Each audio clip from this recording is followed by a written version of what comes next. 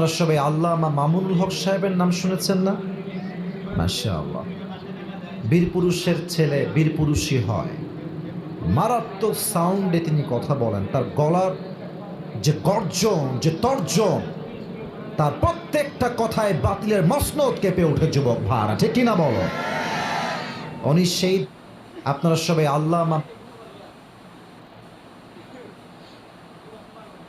সবাই আল্লামা মামুনুল হক সাহেবের নাম শুনেছেন না?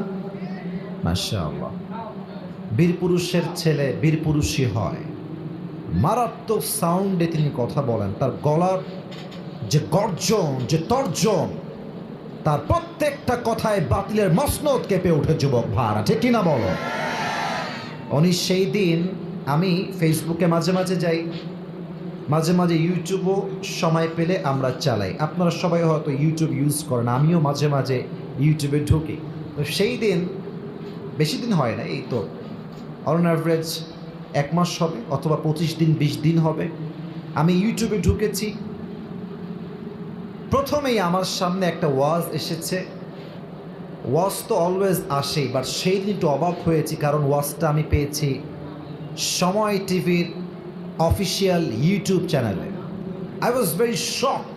আমি অবাক হয়ে গেছি যে সময় টিভির নিউজ চ্যানেলে আজকাল ওয়াজ আপলোড হয়। দেখি তো ওয়াজে কি বলছে হুজুর। দেখলাম ওয়াজটা ছিল আল্লামা মামুনুল হক সাহেবের ওয়াজ। ওপেন করলাম, উনি 2টি কথা বলেছেন, আমি 2টার মধ্যে একটা মাইনাস করলাম, একটাকে কোট করছি। উনি বলছেন, আমাদেরকে বাতিল পক্ষ অলওয়েজ মাথাকে নিচু করতে বলে, আর আমি বাতিল পক্ষকে একটা কথা বলতে চাই, তুমি যদি বাতিলের দালাল হয়ে তোমার মাথা নিচু না হয়, আমি হকের পক্ষের দালাল, আমার মাথা তোমার সামনে নিচু হবে কেন? মাথা নিচু হবে তোমার, আমার মাথা তো অলওয়েজ উপরে থাকবে। শহীদ আবু সাঈদ এটাই প্রমাণ করেছে।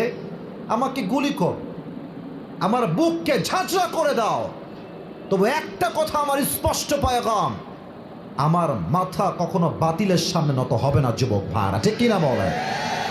তবে একটা কথা বলবো, মিডিয়ায় আমি জানি এটা রেকর্ড হচ্ছে, এটা নিয়ে অনেক সমালোচনার ঝড়ও হতে পারে, but in spite of knowing all this things, সব জেনে বলতে চাচ্ছি, 5 আগস্টের পূর্বে যত পুলিশ ছিল